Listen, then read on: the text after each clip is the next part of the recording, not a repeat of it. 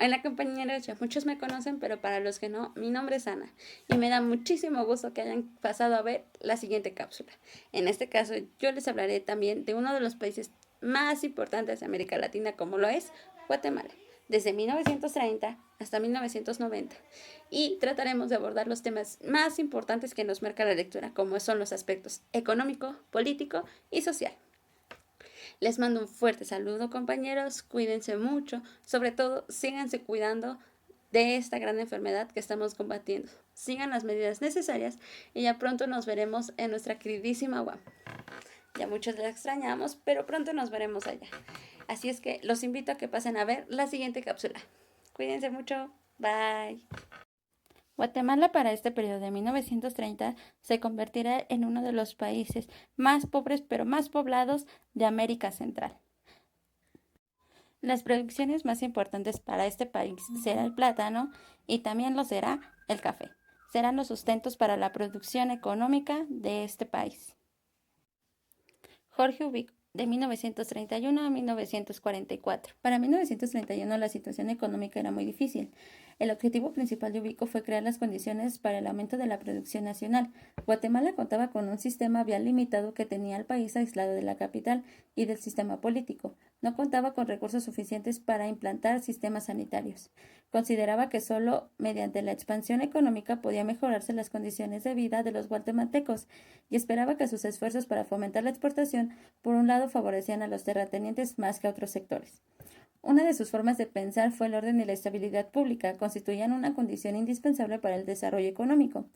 Ubico tenía la experiencia de los gobiernos anteriores del mal manejo de los presupuestos, así que se propuso reducir los gastos y buscaba los medios más económicos a la hora de ejecutar cualquier proyecto.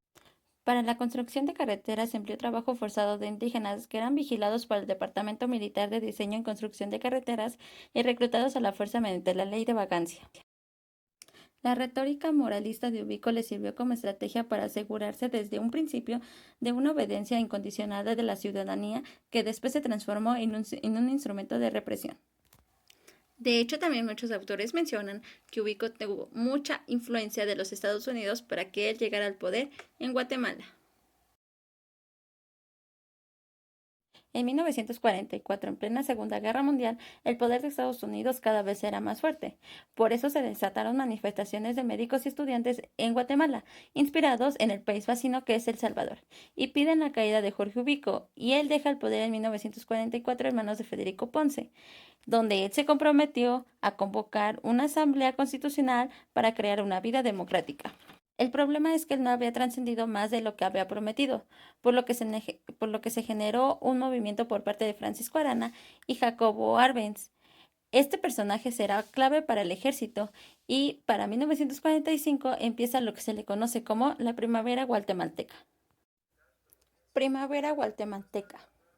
La Revolución de Guatemala de 1944, conocida también como la Revolución de Octubre o como la del 20 de octubre, fue un movimiento cívico-militar ocurrido en Guatemala el 20 de octubre de 1944, efectuado por militares, estudiantes y trabajadores que derrocó el gobierno de efecto del general Federico Ponce Baides. Dio lugar a las primeras elecciones libres en este país e inauguró un periodo de 10 años de modernización del Estado en beneficio de las mayorías de clase trabajadora. Tras la serie de descontentos de la población guatemalteca con el gobierno de Jorge Ubico, este se vio obligado a renunciar el 1 de julio de 1944, dejando en su lugar a un triunvirato militar conformado por los generales Eduardo Villagrán, Buenaventura Pineda y Federico Ponce Baides. El triunvirato debía convocar elecciones, lo cual aprovecharon los activistas civiles que habían movilizado para derrocar al gobierno de Ubico, para exigir a la Asamblea que se designara como presidente interino al doctor Carlos Federico Mora, reconocido profesional universitario. Al momento de que los diputados estaban discutiendo el tema, irrumpieron en el recinto legislativo un contingente de soldados al mando del coronel Alfredo Castañeda y una compañía de cadetes de la Escuela Politécnica al mando del capitán Jacobo Arbenz Guzmán, y ordenaron a todos los presentes nombrar a Federico Ponce como presidente y luego desalojar el hemiciclo parlamentario. Los diputados, por la presión de los militares, nombraron en sesión cerrada a Ponce como presidente el 4 de julio de 1944. A los pocos días de haber llegado al poder, Ponce obligó a los indígenas que vivían en la capital del país a desfilar con garrotes para intimidar a la población civil. Arbenz Guzmán, al darse cuenta de las intenciones de Ponce, pidió su baja inmediata como militar y decidió juntar a su amigo Jorge Garrido a conspirar contra el gobierno de Ponce. Este acontecimiento causó nuevamente consternación en la ciudad guatemalteca. Arbenz junto a su amigo Jorge Garrido contactaron al mayor Francisco Javier Arana, quien puso a su disposición unos tanques de combate. Entre la medianoche del 19 y el mediodía del 20 de octubre, universitarios, empresarios, militares y trabajadores derrocaron al gobierno de Ponce Baides. Los cabecillas de la revolución le pidieron su renuncia por teléfono y en ese mismo instante se formó la Junta Militar del Gobierno, integrada por Jacobo Arbenz y Francisco Javier Arana. Para esto, en 1951 a 1954, Jacobo Arbenz se vuelve presidente democráticamente electo de Guatemala. Sin embargo, no corrió con la misma suerte, ya que surgió un nuevo golpe de Estado en 1954, resultado de una operación encubierta por la CIA estadounidense para derrocar al presidente, ya que él se estaba oponiendo a los intereses de la United Fruit Company y por permitir que los miembros del ampliamente minoritario Partido Comunista de Guatemala, Partido Guatemalteco del Trabajo, influyeran las decisiones más importantes de su gobierno. La operación, que apenas duró de finales de 1953 a 1954, estaba planeada para armar, entrenar y tomar el país a un ejército de liberación de aproximadamente 400 rebeldes bajo el mando del oficial exiliado del ejército guatemalteco, coronel Carlos Castillas Armas, coordinándolo con una compleja antimaña diplomática, económica y propagandista mayormente experimental. La invasión fue presidida desde 1951 por un plan para fincar y suministrar armas y provisiones de las fuerzas opositorias al presidente, tras las invasiones, con el objetivo de dedicar a reunirse documentos gubernamentales para incriminar a Arbenz y por ser un títere comunista. Para esto, Guatemala no estaba pasando de nuevo un buen momento.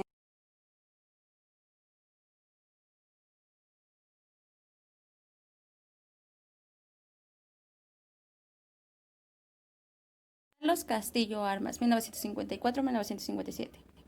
Durante su periodo presidencial, se caracterizó por la persecución de enemigos políticos, terrorismo de Estado y altos niveles de corrupción.